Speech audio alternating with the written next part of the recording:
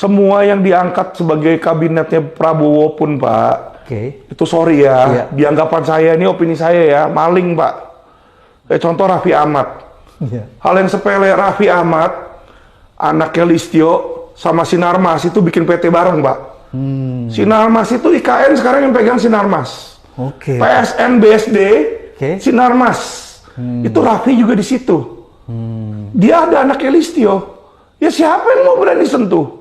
Ya kalau udah presiden situ, makanya Raffi bisa naik tuh jadi utusan. Raffi itu bisanya apa sih, ngelawak doang. Nggak ada pendidikannya? Kagak ada. Ternyata dapat gelar doktor. Gelar doktor, profesornya aja katanya gadungan. Mati nggak lu? Kan repot kalau kayak gitu. Jadi kayak saya jadi lawyer, Pak. Saya nggak pernah kuliah hukum misalnya. Terus tiba-tiba dapat ijazah. Tiba-tiba langsung aja di depan sidang marah-marah gitu. Hakim bakal ngusir saya nggak kalau dibilang, Pak Alvin, kamu lulus kuliah? Enggak, saya nggak lulus kuliah hukum. Pasti udah diusir. Hanya Indonesia aja kabinetnya tuh nggak perlu. Orang pinter akademik nggak perlu. Saya bingung makanya yang dilihat tuh apa. Biasanya orang tuh dilihat akademiknya dulu, pinter nggak secara akademik. Kedua baru experience-nya, Pak. Experience-nya, dia pernah nggak kerja di bidang yang sama. Pengalamannya. Pengalaman dong, iya dong. Sekarang Bapak cari supir. Interview saya, tanya, Pak Alvin pernah belajar nyetir? Nggak pernah, Pak. Pernah nyupir? Nggak pernah, Pak. Terus Bapak punya mobil Mercy, mau dikasih ke saya untuk saya nyetir? Saya nggak pernah nyetir, Pak. Kan nggak mungkin, Pak. Ini sama, lu nyetir, tapi yang lu setiri sebuah negara atau sebuah kementerian. Ya gimana nggak pada korupsi, pada ngelintur, Pak? Dia aja kagak ngerti, gimana dia bisa memimpin kalau ternyata anak buahnya ternyata malah dukung judi online. Karena dia aja nggak ngerti tentang komputer. Kominfo itu kan sebenarnya dagelan, Pak. Bayangkan bagaimana berapa banyak dia dibobol situsnya. Malu-maluin, Pak.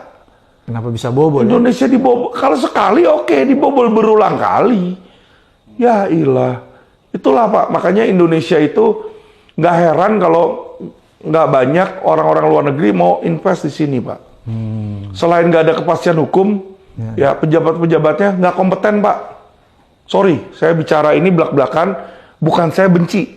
Tapi saya memberikan kritik supaya mereka bisa membangun. Satu-satunya harapan ini ya kalau ada partai yang memang bersih mau rubah.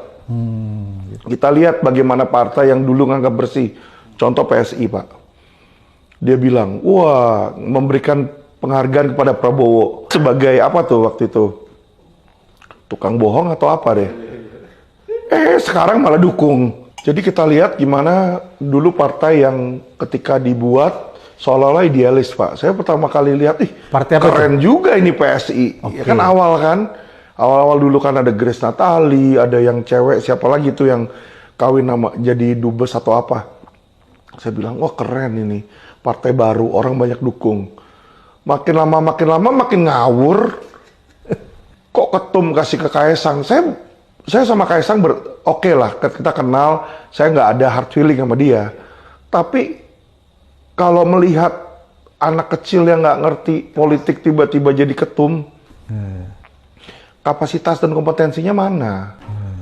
Bagaimana itu partai bisa bagus? Jadi disitulah, Pak, saya lihat ya untuk negara ini jadi bagus itu susah. Jadi Bung Alvin melihat bahwa semua lembaga-lembaga negara, utamanya aparat penegak hukum, itu sama sekali sudah tidak bisa diharapkan lagi ya untuk melakukan penegakan hukum secara adil. Tonggak utama penegakan hukum itu ada di Menkumham, Pak. Menkumham yang baru aja, yang dari Prabowo, minggu pertama dilantik, udah langsung ngomong bilang bahwa Mei 98 itu bukanlah pelanggaran HAM. Dia ngomong begitu, jujur saya tersinggung. Karena saya adalah minoritas yang menjadi korban peristiwa itu. Ya kan? Nah, pertanyaannya adalah apa kapasitas dia untuk menyatakan itu pelanggaran HAM atau enggak? Padahal Komnas HAM udah bilang bahwa itu pelanggaran HAM berat. Ya, di luar negeri pun, seluruh internasional pun juga sudah tahu. Jadi saya pertanyakan motif dia ngomong itu apa? Apakah memang ini yang katanya profesor